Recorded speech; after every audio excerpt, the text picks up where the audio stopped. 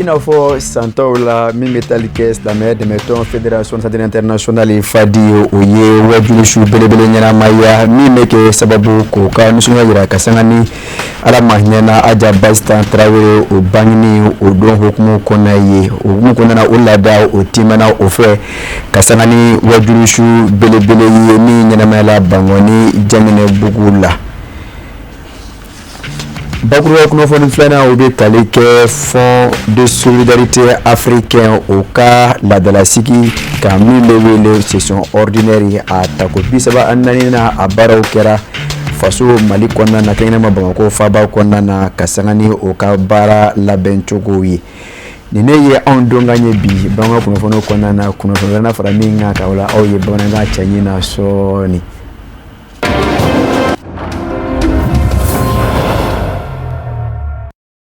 Kasika ofu kokura maliko no ane maliko kanya mamunuzi game kanya manda shirifa TV ja kanso fe jango kasika bo kuno sira no kombana katame kuno fone jelemfe ka fo bana kuno fone wati sereye nenye ina fo mbora ka afo oye dunga to muna ka fo mimbe talike avrikro klenani dole la ala mahinena aja bastan travere o mimbe talike malisla metonga franyo to amba o conseil islamique du mali manyama ba enfana karamoko ase de shérif usman ndara ka musorba nyuma na o bangena ka be o dodemo Kasangano Odeye Stamé Demeton Fédération internationale Fadi Obe a Bangani Nusonja o Munya ke Kasangani Bara Chama Bolo Daliye Odok mun konna na Wajulishu Belebele la bena ofe mi nyana mayala Stamé Demeton Ansaru Nyedora Fana Karamo ase de Shérif Ousmane Haidara fe Juma Chou Kaduguje Sibiri Agricole Clinani Sambafla ani Muani Worola Shérif la TV tola bara sirela Alhamidou Badini Amadou Diallo Bouya Koulibaly Ibrahima Koulibaly aneno humu konefe Bangoni jangene bukundu la tikene terense ile Shérif Ousmane Madane Haidara minena kake kuda kono nyi silama Demeton Ansaru nu kanu baula minu mbora fanjama be kanyonzoro kasangani silama Demeton Fédération Ansarine Internationale Fadi nyama ya so baka weleye ala wale nyuma ndongene du ala kusuma kene du kasabuke ale ala de sona Kamale silama ukanyema babange ne muso bayinve noye aja basidan Traoré abaye alama hinenala aja basidan Traoré aba akabangeni ne sodia keneba obesigi singa saosa silama Demeton Fédération Ansarine Internationale Fadif wajule keneba ibangoni jangene bugundu lati kenebaka silama Demeton Fédération Ansarine Internationale Fadi awajule kala kangaro yenyo mvale dakuru nyaula Ama muso aja basidan Traoré kanyana maya ukera chuku minono bulu madayoro kundu shilama ya bulu kerengere nenyana shilama muso bulu mi munyu ne kundu ni sabali kunyatai muso mingunye waliden laduna ye muso mingera fanda mvala ujigiye kake yatima unyeji chebaye ninga balema ya ukala akanyana maya kono dakuru nya unyeshina umo Neganya mugani sabasanga binani 23h40 malisila matonga faranyonga jakuluba u conseil islamique du Mali manyama malisila madina nyama uga faranyonga jakuluba groupement de leaders spirituels musulmans du Mali manyama silama Demeton Ansaru nyajoyora Sayyida Shérif Ousmane Madane Haidara silama jamal la sorondula tikene valela abasanuma aja basidan Traoré kabangeni ni sodia kene ba wajuli ninga nyana maya Baniye fuli bla silama jamana ninga soroka bisimila mine asigi yoro la nisodia ni farifuni kono fuli uni bunya masegi dakurunya ukunjele tamaninga ude barawle cercle la segu jamanaka ba madani nene basidan Traoré de Sayyida Shérif Ousmane Madane Haidara yepumata sanga bina ni nyona kono dakurunya kumvola ukera bunya masegi nye kanyeshi Traoré la ka ubela jelemo senafo ukerengere nenyana namanya ko ya bena kauye Olu ye chasire umenonge baraina musokoro basanu mainye aye bunya masekinge uye Sayyida Shérif Ousmane Madane Haidara wale nyuma ndomboleke kanyeshi dine nyama bela jelemo maoma ya sebo ayere koro kase kene kono aye befo ki wale nyuma ndo zamzame yu ye fuli fene nyeshi silama Demeton Fédération Ansarine Internationale Fadi atonde kelengele bela jelemo ukachesiri ula dugu jako muganenda silama ya dine koro dunina ane hadama de undemenini udemenina unasirafe ba madani ne basidan Traoré de Sayyida Shérif Ousmane Madane Haidara bara ba minungera silama Demeton Fédération Ansarine Internationale Fadife nakala nyini ye adasira ulumo dogotorosu bisaba ane duru ka mo furake kerengere ne yana dese ba to minumbe ne furakeli ka gele umo Ansar Dine Finance Mali afimu gwenga soro sebe chedoye dungata setiye dungata sebi se kake iye chugumi blangoro temalu afimu kajuru soro ningi bulu yelema kika bara bulu dale undangene mayano ye projet uye ikele ndokolata wale kele to ka bara bulu dale afimu nyashime omo donyumana mesiri bami meka jodaga bana mesiri silama ya miliyari taningo udebe kado ojoli dafe nafulo maboyoro wore ala la soro sira la soro la minu mve ni sirifike ka dakuru nyawye olu ye nafulo imboba uye bani na manye ka fo la nyini te dowore ye afe afuradama silama ya famu yako aya nyini la serikela uve ala ka dine siraka uku jija ka wajulu ke anva kauna abise famu njugumi Mali silama tonga faranyonga jakuluba u Conseil Islamique du Mali Manyema Mali silama dina nyama uka faranyonga jakuluba groupement militaire spirituel musulman du Mali Manyema silama ya demeto Ansaru nyajoyoro ase yada Sheriff Ousmane Madani Haidara ya nyine silama ya demeto Ansar tonde umve ukake sabali bauye ukake yafa bauye kasabuke matike nyema ye kalaba ki lot nege sabaraka wane ye ko kakorova kunje bani ye bena jele wele kata bara de ye doke debi mabonokola wa bara de binye ubo moula ningi segi dambela shuba inzoro la ka kunje ne sirefeka ka duwa ukerengere ne unye ani silama ya dunga laidu woro bayatul islamiyya tali mabadife Amitu alibi wajulu shubele kene kaminya na mena bangwani jangene bugu ntolontantele bala min to dame asedo Sheriff Ousmane Madani Haidara la ka jeka nyamada dakurunya do fe minu so la ka kenyo anga kuna fununi na ufe anga jeka nyamada ufe ambe amo muso ne basta Traoré amoka anniversaire de Canada ka inshallah la ambe alafo ka ala walin mando ka yira ka nyina ala fe alsa muskorobay abe dayro na ala ka do fara o heraka ambe kenamika wasa kenado ambe kenamika ye hera soro domi ambo kenadeka sabo bashitan Traoré o nyogona soro le dugukoloka o hera de aka sabali anaka munyu anaka furulabato ay here mise jiyama amaduko o sabali no munyu ni o furulabato o jabile kera ase de Sheriff Ousmane Madani Haidara o kera sabu ye jiye be here soro ma ambo Canada ka bisuina ka alafo ka ala wali nyumando aye muso bayindi jiyama ka bedomi ma anfle o Canada ka otuma ambanyi na alafe alsa alaka hinala alaka yafama sigi nyogon chama alako yirana ankar mo yara alaka na deme ambe dombala bi no e amomso no e anga ko amso aja ambassadeur Traoré alega bangale ni soja ambe o Canada ka ambala maga do be sebali kera do ay sebali ke bastanka ala livre to da ko basta la vertueuse okora e basita ankera mo e jogo bobe mo mina donc o livre ngono a klale kuma bela kuma lama e min fo ako kuma la sulena ko basita nganyana maya ko kalan chama ne bi sorala basita e mo jogo nyumantigi min ye wulika jogo ke wala sa mo mina dien lafiya ka se ko tigi de diemo ano yan karamo ko seri Sheriff Ousmane Madani Haidara aya faraga ka fo basita kella digli fen akle mo bolo ko basita abika kella delegi fen mo na taw fene bolo donc on sera kalan jumen soro la ella deleka mindi ka fa be nyini ko dona befe e ka furu nyogo nyini mo mi jogo nyumantigi ko ni furu nyogo nyuma soro mi jogo nyumantigi abike sababu ka ere bonya ka sigida la abi din la do nyuma dima wa abike sababu ka basigi do e ka du kono e ka gwa kono donc ni livre mbora san 2022 donc ni laje e ba ye basita aye bara mununke afanga ka bonko sebe mais aki bodron an karamo ka seri Sheriff Ousmane Madani Haidara mo ko mi Haidara yi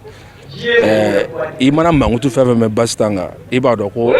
mangutu kala usurunya la mangutu kala ye min fo abo sanfe n'i ye karamɔgɔ yɛrɛ ye mɔgɔ min bɛ se ka karamɔgɔ ɲɔgɔnna di mankutu fɛn fɛn mana fɔ o tigi la i b'a dɔn k'o ka dɔgɔ a tigi la donc livre sɛbɛnna in fɛnɛ a ye jogoba 10 de ta minnu tun bɛ basi tan na o jogoba 10 in anw kan ka olu de ɲini k'o dɔn walasa k'o ladege. Basan ta ye kɔnɔna jɛya dan ye walahi ne se kɛ Basan ye ko nin bɔra Bamakɔ nin bɔra Jamadugu la nin bɔra Burkina nin bɔra Abidjan nin bɔra jamana o jamana k'a bɛ ne denkɛ de k'a b'ale denkɛ de nɔfɛ walahi ne se kɛ Basan ye hami min b'i la ale b'a ta ka bɔ i la sisan nɔ i bɛ fɛn fɛn fɛ diɲɛnatigɛ la k'a d'i ma kɔnɔna jɛya dan y'a ta ye walahi dusukun ɲumanya dan y'a ta ye Basan ye musokɔrɔba ye Basan ala n'i taara i sigi i bɛ tɛmɛ la denmisɛnnin minnu bɛ taa Basan mɔdenw nɔfɛ Basan an sigilen bɛ ala kɔlɔsi ka fisa mɔgɔ b'a fɔ cogo min na a zana fɔ cogo min na walahi ne ni ala cɛ denmisɛnnin buruburunin minnu bɛ taga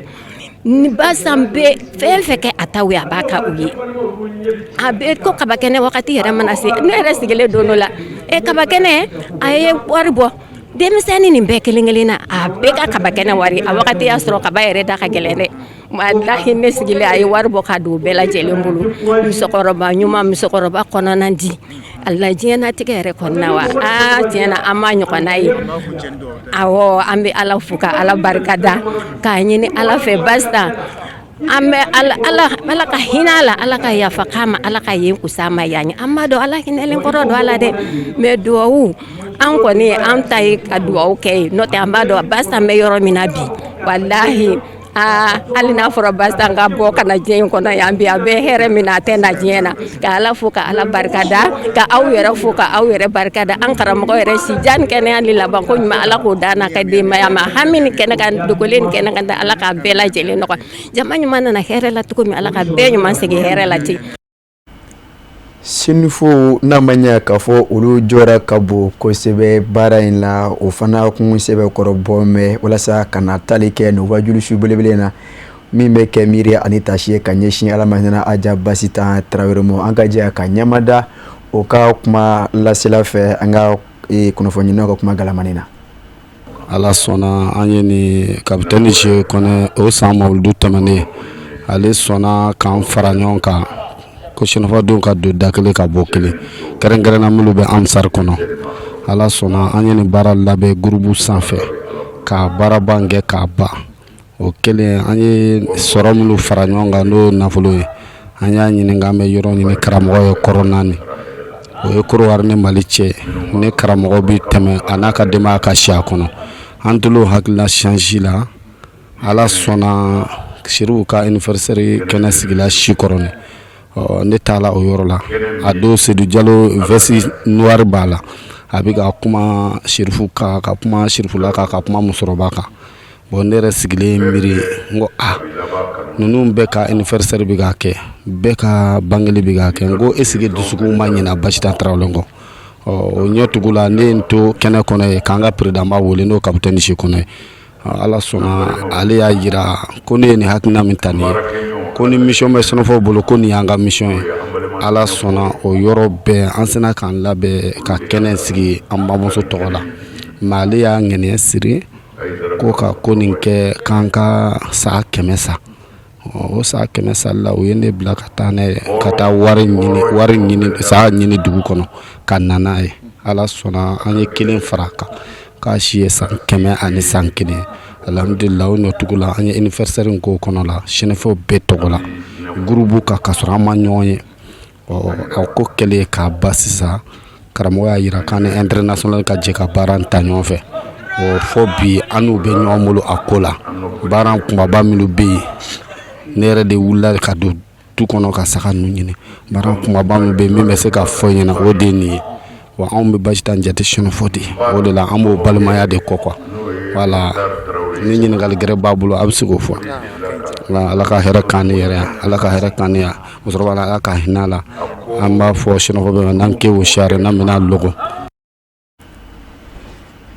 min bɛ tali kɛ kunnafoni nasira wɛrɛ fɛ Mali silamɛ tɔn ka fara ɲɔgɔn kan bawo Conseil islamique du Mali a tɔnden dɔw o ye bonyɔn kɛ ka taa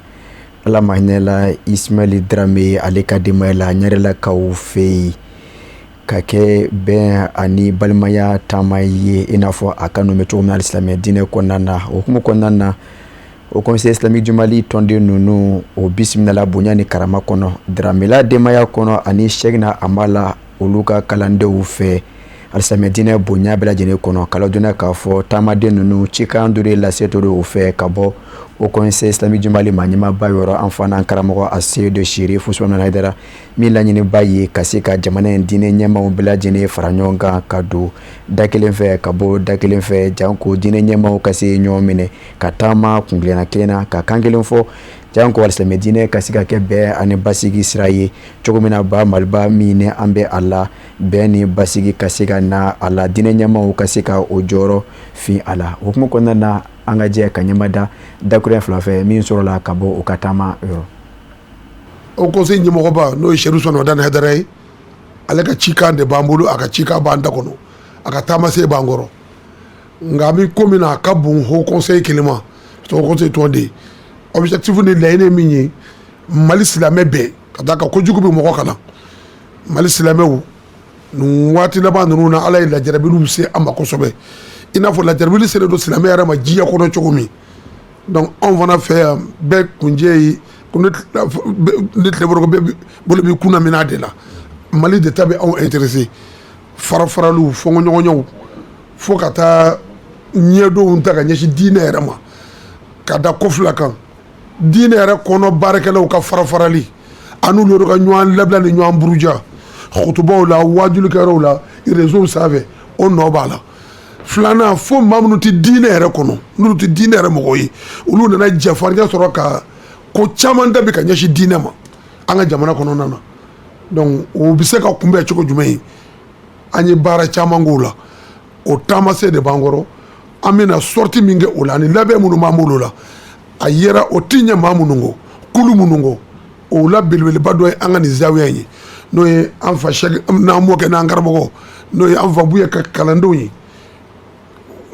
an fa Cheikh Ismail Dramé ka du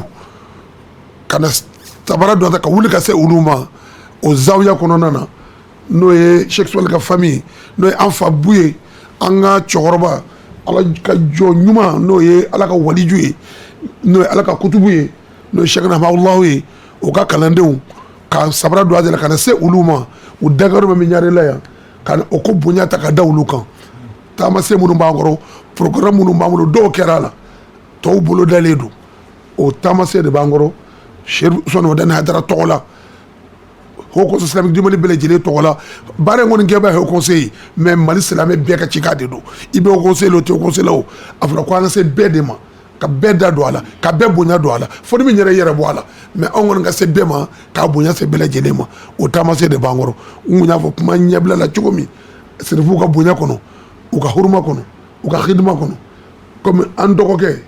Abubakar Yakubu Dukure ale de bila la ka yan famille ta coordonné n ko mi kuma di ale ma n ko an wasara ka da an nana du kɔnɔ yan an ye an ka seku sɔrɔ k'an fa sɔrɔ yan n'o ye Karimu ye Abdul Karim ale mana ye yan o bɛ an wasa an balimakɛ n'o ye Khalifa Dramé n'an ye o sɔrɔ yan o b'an wasa ka fara sirifi tɔw bɛɛ lajɛlen kan Hayidara yɛrɛ ti yan mais anw bi yan a tɔgɔ la a yɛrɛ woloden bɛ an cɛ la n'o ye Iba Hayidara ye. An nisɔndiyalen bɛ kuma ta kɔrɔ ka yamaruya kɔnɔ n'o ye Cheikh Makiba ye k'a fɔ kuma bɛɛ kɛra ka ban ale filɛ ka kuma min kɛ ne ma da la ni fɛn wɛrɛ bɛ se ka da o kan bonya kuma la ne yɛrɛ kun hakili bɛ yɔrɔ yɔrɔ la n ko ne b'o fɔ Ala ye n seere a tɛmɛna bɛɛ kan k'a daminɛ fo sanfɛ n'o ye Maulana Cheikhna Buye ka na se an ka cɛkɔrɔba ma Cheikhna Ismail fo ka na se denbaya bɛɛ lajɛlen ma ni kalanden bɛɛ lajɛlen Mali kɔnɔ ale y'a fɔ cogo min ne ma da la n'a bɛ tɛmɛ o kan o conseil islamique tɔgɔ la tiɲɛ don baara min daminɛna baara belebeleba don baara in dugumana dilanni de ka bon ka tɛmɛ sanfɛla kan kuma caman ni mɔgɔ dɔw y'a ye baara la sanfɛ a bɛ kɛ caman kɔnɔ k'o ye baara in dan de ye k'a sɔrɔ ayi o ye baara la fan dɔ de ye a la fan fitinin baara in ye bɛɛ ta de ye n'a fɔra bɛn i bɛ bɛn sabati cogo di k'a sɔrɔ maa dɔ dɛnnen no kɛrɛfɛ parce que bɛn min fɔra au conseil islamique fɛ an ka ɲɛmaa fɛ Cherif Ousmane Madani Haidara n'an y'a kuma kɛ Mali yɛrɛ kɔnɔna tɛ wallahi a ka hami silamɛ bɛɛ do i b'a fɔ Cheikh Makiba y'a fɔ cogo min mais silamɛ bɛɛ au-delà de ça a ka kɛ Mali bɛɛ ye c'est-à-dire silamɛ bɛɛ ka bɛn o ka se ka kɛ sababu ye Mali bɛ bɛn min ɲinina san caman ɲina n'o ye réconciliation nationale ye bɛn yɛrɛ ka sabati donc silamɛya ka se ka kɛ sababu ye o baara in ka kɛ o tɛ baara denni ye donc o de y'a to baara fɛrɛlenba do duguma baaraw bɛ ka k'a la baaraw didilen bɛ maaw ma kɛrɛfɛ u k'u cɛ siri o la o baara dɔ ye nin a y'a fɔ cogo min ayiwa anw bilala ka an jija an yɛrɛ ka du minnu bɛ yen parce que yan ye ne ka du ye an yɛrɛ ka du minnu bɛ yen ko olu bɛɛ lajɛlen bɛ ko in kɔnɔ parce que an ye baara in kɛ a si ma kɛ n balimakɛ kɔ ani n kɔrɔkɛ ko Cheikh Khalifa Dramɛ a kɛra a yɛrɛ ɲinɛ a yɛrɛ tun bɛ yen an ka sigiw kɔnɔ wa an y'a wele ka bonya d'a kan du bɛɛ de tɔgɔ la fana wa a fana taara a don a weleli sera a ma retard la i b'a fɔ sini ye sigi ye mais weleli sera a ma bi a ko a bɛ fɛn fɛn la a b'a bɛɛ bila a bɛ taa du représenter wa a taara sigi kɔnɔ donc an b'a ye du nin bɛɛ b'a kɔnɔ mais kuma dɔw la ka wuli ka se ɲɔgɔn ma i b'a fɔ Cheikh y'a fɔ cogo min ka taa minɛn sigi ɲɔgɔn kɔrɔ o fana ye fɛnba ye donc yaasa an ka ɲɔgɔn dɛmɛ o ko ye dɔrɔn de don n tɛ bɛɛ ta don mais ɲɔgɔn dɛmɛ sira fɛ bɛɛ de bɛ dɔ kɛ duguma ko in na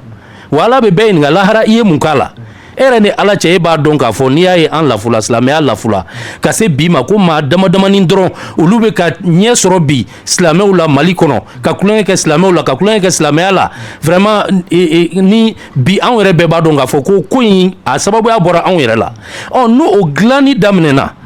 e k'i pan o kunna k'o kɛ cogoya dɔ la k'o mɔntɔn k'o da e dun b'a dɔn e ni Ala cɛ kogo pɛrɛlen don yɔrɔ dɔ la ko in na e se b'a la o kogo in yɔrɔ ka biriki dɔ da ye yaasa kulonkɛ kana kɛ o sira fɛ e y'o ko minnu mɛnɛ k'o kɛ maa damadama ka ko ye k'a kɛ o conseil maaw ka ko ye alors que Ala ko don alors que silamɛya ka kunkɔrɔta ko don alors que Mali ko yɛrɛ don Mali jamana ka se ka basigi jamanadenw ka tɛgɛ di ɲɔgɔn ma ka kɛ kelen ye o ko don Ala b'i ɲininka a la lahara donc an t'a kɛ maa si kama an b'a kɛ o de kama Ala y'an seere ka dusukun jɛya ka baara in kɛ donc kuma lasurunna an nana o de kama sinon du in bɛ bɛn kɔnɔ depuis san caman mais kana minɛn sigi ɲɔgɔn kɔrɔ an k'an tɛgɛ di ɲɔgɔn ma baara in ka bon tɔn kelen ma Cheikh y'a fɔ cogo min baara in ka bon maa kelen ma bɛɛ lajɛlen ka ko don mais i bɛ se ka fɛn fɛn k'a la Mali fan o fan e k'i jija k'o kɛ sa ne yɛrɛ ye n da nin yɔrɔ in ne b'a dɔn o dilanni bɛ anw de bolo n'anw tɛ Mali kɔnɔ nin yɔrɔ in dilanni silamɛw ka bɛn na maa si tɛ se k'a kɛ e b'o dɔn e ni Ala cɛ o mais e ye mun k'o la Ala bɛ t'i fana ɲininka o la lahara. kunnafoni nasira wɛrɛ fɛ Mali jamana faba ka bɛn ni avril tile 2 ka se a tile 3 sanba 2026 ma o de sugantira ka se ka sigi belebele dɔ kɛ min bɛ tali kɛ fond de solidarité africaine o ka conseil d'administration a ta ko 34 sigiw la ka sanga ni baara in yɛrɛ bonya ani a nafa ye farafina yiriwali baaraw la maaw bɔra diɲɛ fan caman fɛ madama Mali jamana kɔ kan ka na fara jamana kɔnɔdenw kan ani jamana ɲɛmaaw walasa ka se ka o baara ninnu kɛ ɲɔgɔn fɛ Fatumata Yaya Kane Cherif TV tɔgɔ la ale bɛ ɲɛfɔli kɛ a ko kunkan sigi laɲini fanba yɛrɛ de ka se ka ɲɛfɔli kɛ baaraba kɛlenw kan ani fɛn minnu sera ka kɛ min bɛ senna ka kɛ fɔ ka taa se baara minnu ni olu bolodan bɛ fond de solidarité africaine tɔgɔ la fɛn min ni o bɛ musakako kofɔ bilankɔrɔmugu buna adamadenya dɛmɛni sira fɛ farafina kɔnɔna na u ka nin lajɛrɛ ta ko 34 min ni a kɛnɛ ye nin conseil ɲɛmaaba ka fɔ la ni o ye madame Si Fadima Tap a y'a jira k'a fɔ a ka kumasenw kɔnɔ fɔlɔ a ye waleɲumandɔn foli kɛrɛnkɛrɛn ka ɲɛsin jamana ɲɛmaw bɛɛ lajɛlen ma olu minnu sɔnna ka ni lajɛrɛ in bisimila faaba kɔnɔ ya Bamakɔ jango kɛrɛnkɛrɛnnenya na jamana in minisiri minnu ni olu sen sera kɛnɛ in kɔnɔ a ye tasi bila foli kɛ ka ɲɛsin olu bɛɛ lajɛlen ma ka taa se délégation kɛrɛnkɛrɛnnen minnu ni olu donna Mali jamana kɔnɔ n'u bɔra jamana in kɔfɛ ka na n'u y'u ka danaya ta k'a da Mali jamana kan n'u bɛ taa se jamana mugan bɔɲɔgɔnw ma a ye waleɲuman dɔn foli kɛ o ye kɛrɛnkɛrɛnnenya na ka taa se fond de solidarité africaine a ɲɛmaaba ma ni o ye directeur général ye conseil présidenti a ye tasi bila kɛ ka ɲɛsin olu ma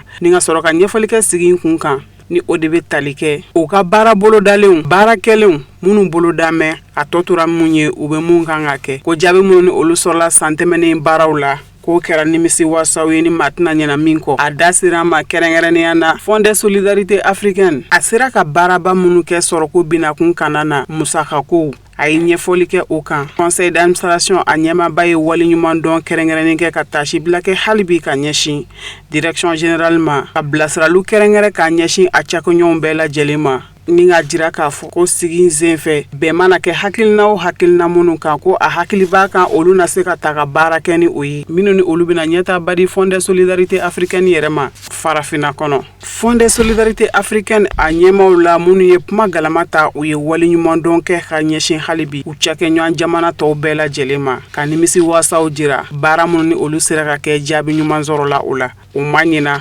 Mali jamana furancɛla fanga ma ɲɛmaa kɔ a n'a cakɛɲɔgɔnw bɛɛ lajɛlen waleɲuman dɔn kɛra u ye. Bisimilali kɛnɛ ɲɛmaaya tun bɛ minisiri bolo min ni a ka cɛw ɲɛsinen no sɔrɔko binakun kana ma Mali jamana kɔnɔ. Furancɛla fanga ma ɲɛmaa tɔgɔ la a ye waleɲuman dɔn kɛ ka ɲɛsin nabaw bɛɛ lajɛlen ma. Délégation minnu ni olu donna Mali jamana kɔnɔ nin baara in hokumu kɔnɔna na ka sɔrɔ ka nisɔndiyaw jira ka tɔmi sigi a ka fɔ sigi yɛrɛ nafa ye fɛn min a bɛ jɔyɔrɔ min ta farafinnagun kana la a kɛlen kɔfɛ ka nabaw bɛɛ lajɛlen bisimila jamana ɲɛmaa tɔgɔ la a ye tɔmi sigi a ka fɔ kɛrɛnkɛrɛnnenya na fɛn min ye Fond de solidarité africaine ye a bɛ jɔyɔrɔ min na farafinnagun kan a ma ɲina o kɔ a lajɛrɛ in kɛnɛ seereyara ni Mali jamana gouvernement a makolo kunbabaw yeli ye kɛnɛ kan waleɲuman dɔn ni taasibila bonyamasegin donna ni jatigiya okumu kɔnɔna na o kunbaw fanbaw de kɛrɛnkɛrɛnna ka ɲɛsin nabaw ma Fond de solidarité africaine u ka lajɛrɛ ta ko 34 in senfɛ.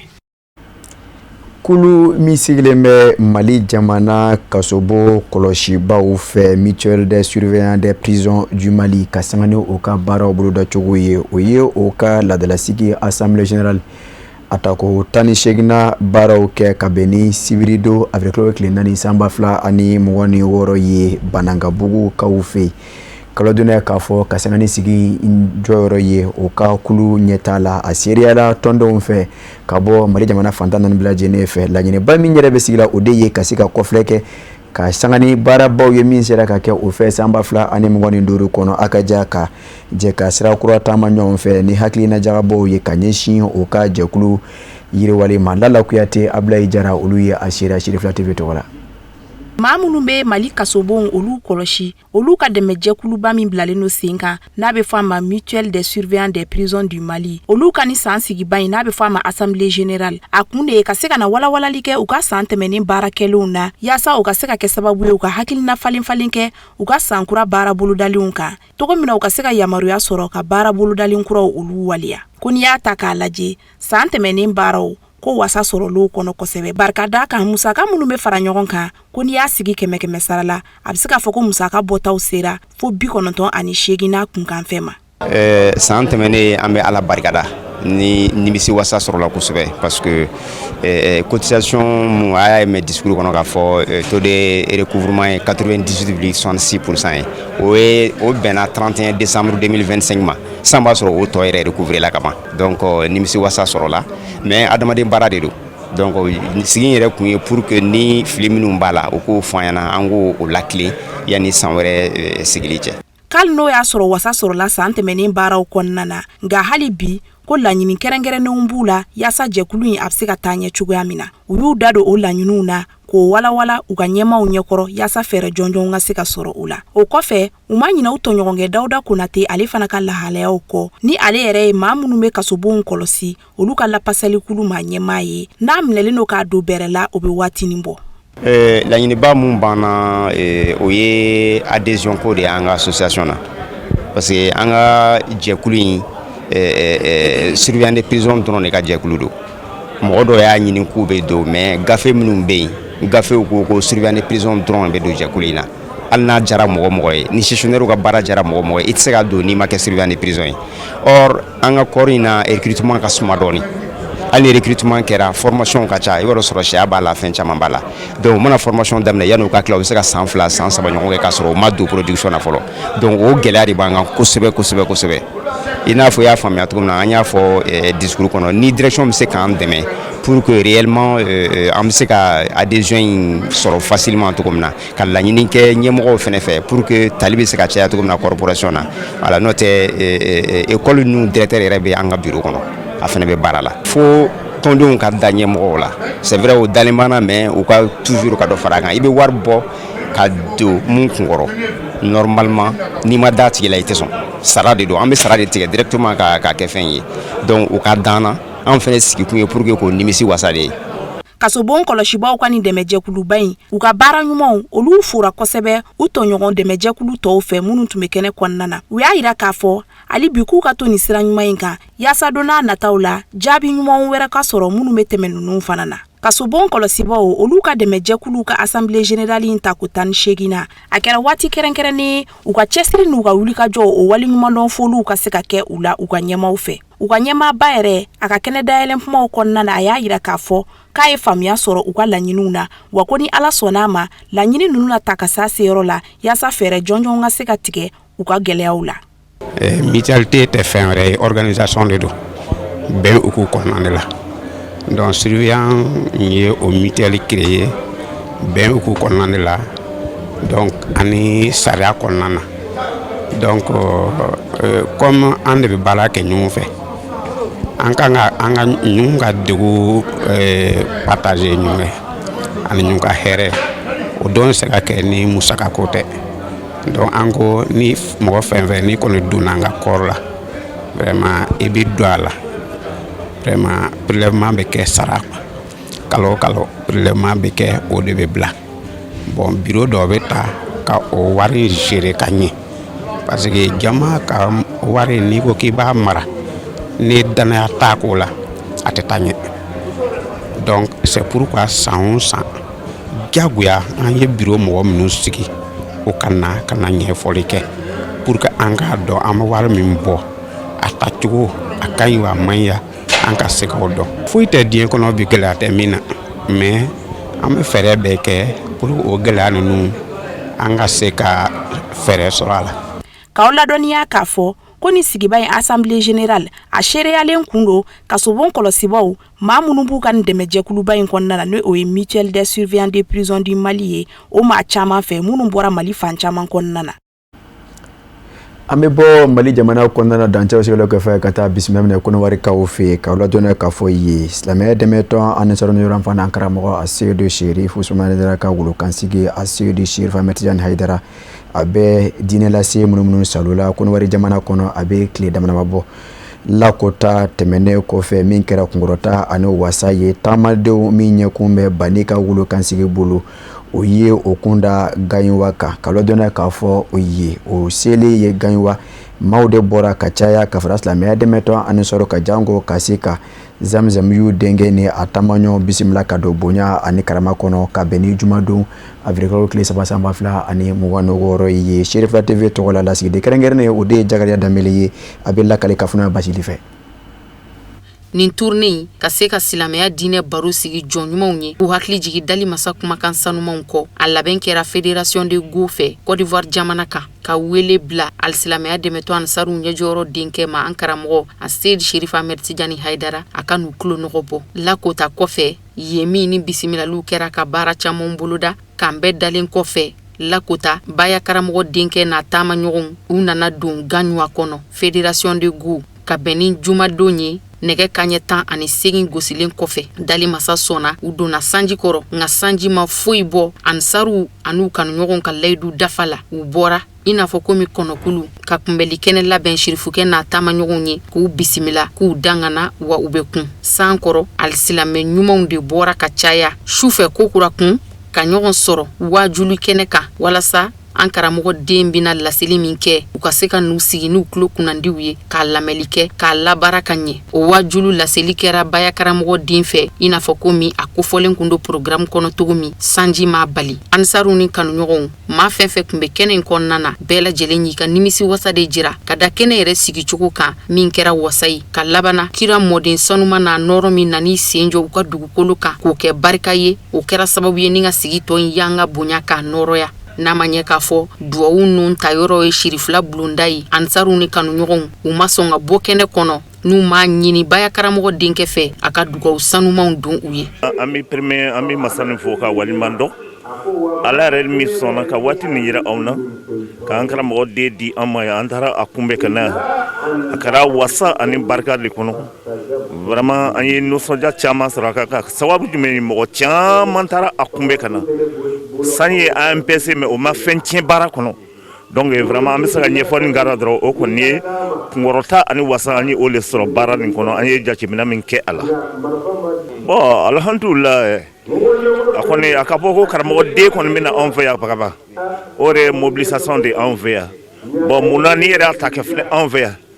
hali bi san ye mɔgɔ ANPC an bɛ yɔrɔ na sa hali dɔw ye ne wele sa ko ne an dotɔ filɛ terrain kɔni ni yan sisan baara tɛ se ka kɛ fiyewu fɔ an kana a seereya k'a fɔ anw tun bɛ yan donc an ye mobilisation kɔni an kɔni y'a jira k'a fɔ vraiment karamɔgɔ den bɛ nana o yɛrɛ de kɛ mobilisation de anw bolo o ye mɔgɔw nisɔndiya a ye mɔgɔw wasa mais ko bɛɛ lajɛlen ye wasaba bɔ yɔrɔ nɔ o ye an karamɔgɔba yɛrɛ Sɛrifu Usumani Madani Ayidara bon ale kɛra an bɛɛ lajɛlen ma sababuɲuman de ye n'a fɔra ko ale den kɔni bɛ na yɔrɔ nɔ ka ban vraiment a bɛ jamaw wasa a bɛ jama nisɔndiya an ye o jateminɛ de kɛ ka o ye kɛnɛ kɔnɔ yan alhamdulillah an bɛ olu de fo ala kama baara kɔni foyi tɛ bonyana o de ma bon n'i y'a lajɛ nkɛba yɛrɛ n'a lamini a bɛ bɛn saison 7 de ma saison 7 na dɔw bɔra yɔrɔ la ka na a ka ca ni kilo 80 de ye mais a sécurité o bɛɛ lajɛlen fara ɲɔgɔn kan ka na a bɛ taa fɔ mɔgɔ 100 ni kɔ de la donc an bɛ se ka folikan di o ma dɔrɔn o wa cɛsiri de ye. Sida min kɔni b'an na bi bi in na a tɛ se ka fɔ ka se a dan na sabu Sɛrifu Ahmed Tijani nani Gaɲwaya kunnawolo dan don silamɛya ma ani diinɛ ma silamɛya don ka nani kɛra an ma wasa ye ka sababu kɛ a bɛ se ka kɛ sababu ka ansaru labɔ mɔgɔ caman bɛ bɔ a kalama minnu tun t'a kalama a bɛ se ka kɛ sababu ye fana ka mɔgɔ caman sama ka don silamɛya diinɛ kɔnɔ minnu tun saliyalen don olu fana bɛ na ka na don diinɛ kɔnɔ donc o la vraiment an ma dan ye a nisɔndiya la an ma dan ye a nafa fana na donc o la vraiment an b'a ɲini Ala fɛ Ala ka a fanga se a baara in na mɔgɔ mɔgɔ b'a nɔfɛ fana Ala k'aw bɛɛ lajɛlen kisi an bɛ dugawu kɛ aw ye ka dugawu kɛ Sherifila TV ka dugawu kɛ Sɛrifu Usumani Madani Ayidara ye ka dugawu kɛ silamɛ bɛɛ lajɛlen ye labanko ɲuman Ala k'o di a n'a bɛɛ ma. An bɛ min fɔ bɛɛ lajɛlen n'i ko baara ka kɛ kɛcogo ɲuman na f'a ka organiser ka ɲɛ de donc an ka Sɛrifu tɛmɛyɔrɔ ni k'a ye gɛlɛyaw donna a la kanubagaw ka baara désordre bɛ se ka na ni a ye bon jama fana caya bɛ na ni a ye sabu ni jama man ca e b'a ye tɛmɛyɔrɔ ko tɛ gɛlɛya o nka n'i y'a ye tɛmɛyɔrɔ ko bɛ gɛlɛya o tuma na o ye jama ka caya nɔ de ye ani baara organiser cogo fana ni o fana bɛ se ka kɛ gɛlɛya ye o tuma na Sɛrifu tɛmɛyɔrɔ ko gɛlɛya minnu donna a la vraiment jama débordé la fo ka tɛmɛ a dan kan o kɛra sababu ye vraiment ka se ka Sɛrifu donni ni a bɔli ka gɛlɛya don o la quoi alhamdulillah ne bɛ foli min kɛ laseli min kɛ ansaru bɛɛ lajɛlen ma toujours o y'an ka wulikajɔ de ye ani an ka cɛsiri donc o la an ka se k'o cɛsiri kɛ toujours parce que an ko an ni ani an ka nafolo an bɛ Ala ka diinɛ dɛmɛ ni a ye donc o la n'i y'i ka nafolo di o tuma na k'i ni fana di o de bɛ kɛ sababu ye o mɔgɔ minnu y'o layidu ta ka se ka baara kɛ ni o ye o de kɛra sababu ye ka Sɛrifu Tijani sama ka se Gaɲwa kɔnɔ yan. An karamɔgɔ den a Seydi Sɛrifu Ahmed Tijani Hayidara a selen kɔfɛ wajuli kɛnɛ kan ansaru ni kanuɲɔgɔnw bɛɛ lajɛlen y'a kunbɛn k'a sɛnsɛn k'a bisimila a yɛrɛ donnen kɔfɛ kɔrɔfɔ la a ye waleɲuman dɔ foli ni bonyamasegin kɛ Gaɲwa bɛɛ lajɛlen ye u ka kanu na u ka dunani jatigiya la ani ansaru ka layidu dafa la sigi kuncɛtɔ fatiya taara ka dugawudon camanw kɛ ka sɔrɔ ka alisilamɛya donkan baya layidu wɔrɔ tuguw la ka sigi wuli o kan. To alibi Kɔnɔwari jamana kɔnɔna na ka jɛ ka ɲɛmada dɔɔni na ka bɔ laseli la min sɔrɔla a Seydi Sɛrifu Ahmed Tijani Hayidara fɛ ka sanga ni wajulisu belebele in ye an ka lasigiden kɛrɛnkɛrɛnnen ka kuma galamani na. Sɔrɔ an ka dugu maabaw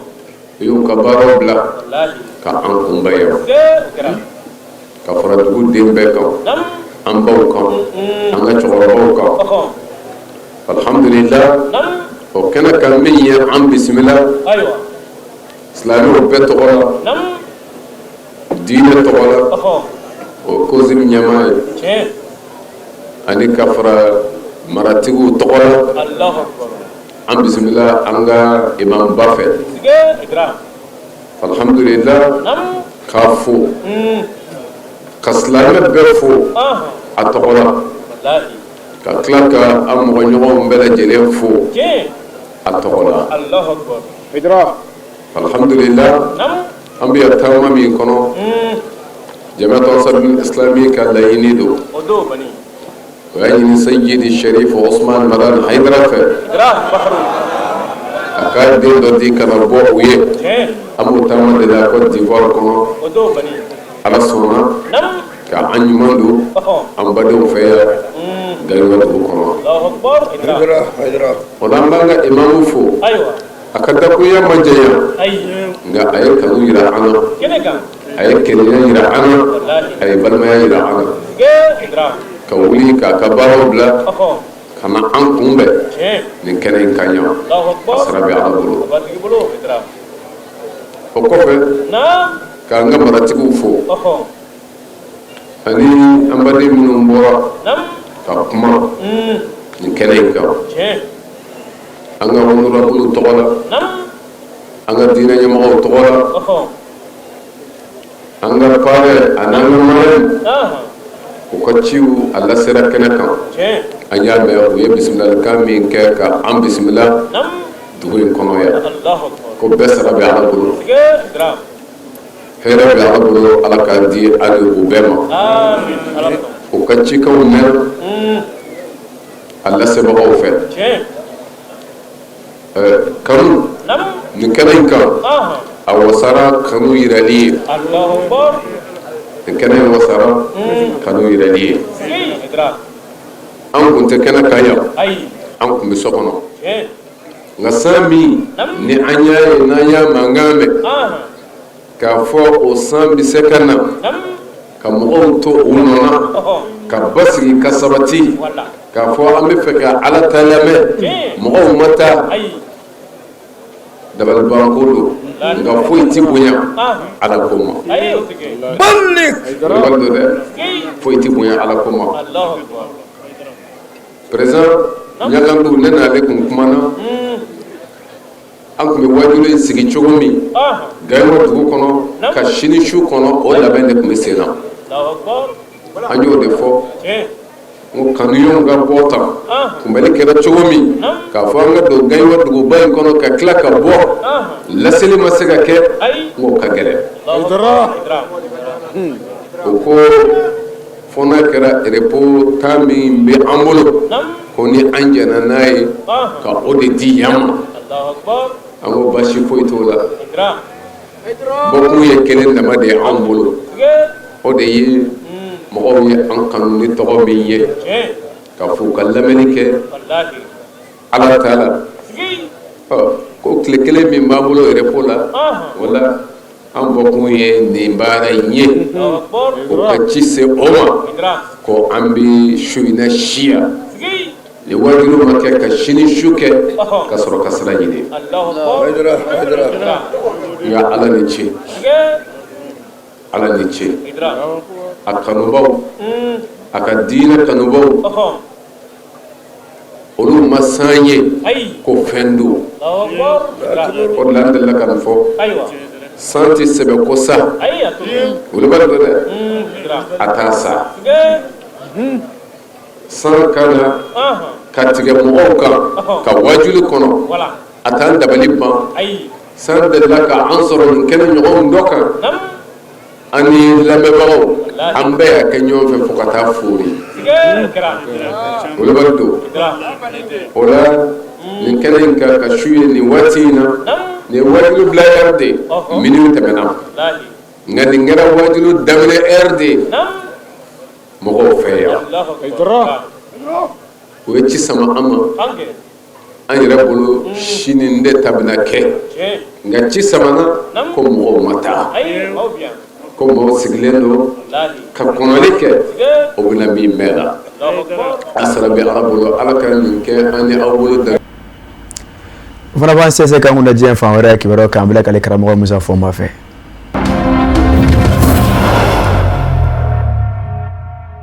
ira nyamana yɛrɛ kunnafoni di sira basa ni o ye agence de presse tas ni mun ye ka bɛn ni avril kalo tile 4 sibiri ye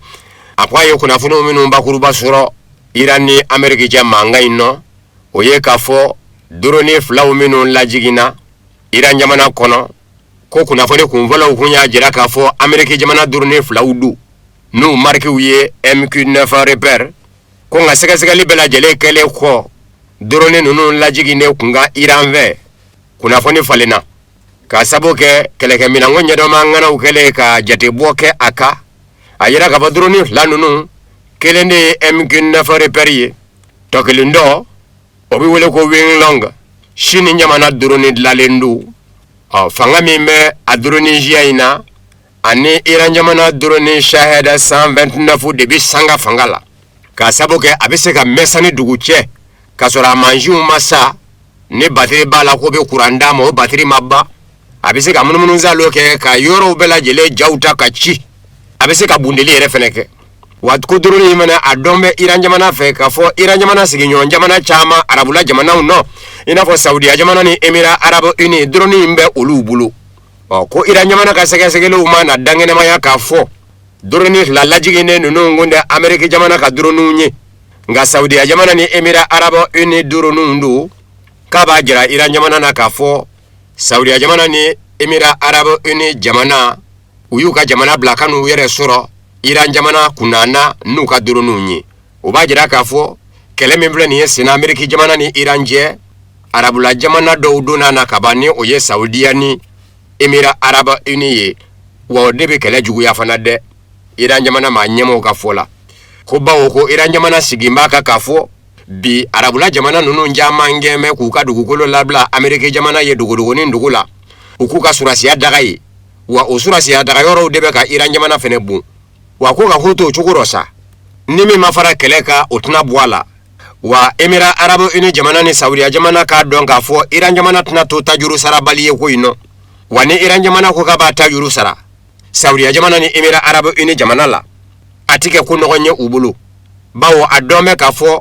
Saudiya jamana tɛ o n'a ɲɔgɔnna jamana jɔlen ye kɛlɛ ko rɔ Émirats Arabes Unis tɛ o n'a ɲɔgɔnna jamana jɔlen ye kɛlɛ ko rɔ fɛn min b'o sɛmɛndiya bɛɛ ye o ye Yemenikɛlɛ min da donna Saudiya jamana fɛ a ye diɲɛ jamana caman fara a yɛrɛ kan ka ɲɛkun ta k'a bɛ Yemeni jamana kɛlɛ ka na se bi ma Yemeni ma se ka kɛlɛ a fɛ Saudiya n'a jɛɲɔgɔn jamanaw ma se ka se Yemen na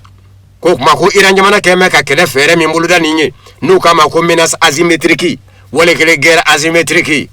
ko Yemen y'o dɔɔni min kɛ Saudiya jamana n'a jɛɲɔgɔn jamanaw fɛ ka na se bi ma k'u ma se ka se Yemen na ko kuma ko Saudiya jamana bɛ farati la a donni kɛlɛ lɔ Amérique jamana fɛ ani Iran jamana cɛ ko nka Iran bɛ se k'a faamu k'a fɔ Donald Trump kɛnɛ kɛ k'a diyagoya nin jamana fila ninnu kan u ka don kɛlɛ in nɔ wale kele u yɛrɛ ɲɛ bɛ la k'a fɔ kɛlɛ in ngɔlɔlɔ bɛ ka bonya u kan k'a sabu kɛ u siri bɛ fɛn minnu na n'o ye gazi ni taji ye o tɛmɛni bɛ ka gwɛlɛya kwaji bolo détour d'Ormuz fɛ ni u yɛrɛ b'a fɛ ka don u kɛrɛ ka kɛlɛ in nɔ a kɔni jira mɛ k'a fɔ Donald Trump y'a jira ko arabula jamanaw k'u sigi ni kɛlɛ in ngɔlɔlɔ ye ni musaka kɛra ye fɛn ye a la n'o ye nafolo ko ta fa ye u n'u jɔ n'o ye a dɔn bɛ fɛ k'a fɔ Amérique jamana ɲɛma Donald Trump ye o f'u ye ka tɛmɛ ka segu ka aw fo kokura Mali kɔnɔ ani Mali ko kan bawo ni bɛ kɛ sababu ka dansigi bi ban kunnafoni sɔrɔ la an sera ka min fara ɲɔgɔn kan bɛn tuma ye kunnafoni so ɲɛmaaya so fɛ lasɛrɛ wɛrɛ aw ni karamɔgɔ Musa Fɔnba de bɛ ɲɔgɔn sɔrɔ yan sani o cɛ ma fɔla ka bɛn ani basigi na Mali jamana kɔnɔ fo ka se jɛ fana bila lajɛlen ma a k'an bɛn diɲɛ waati wɛrɛ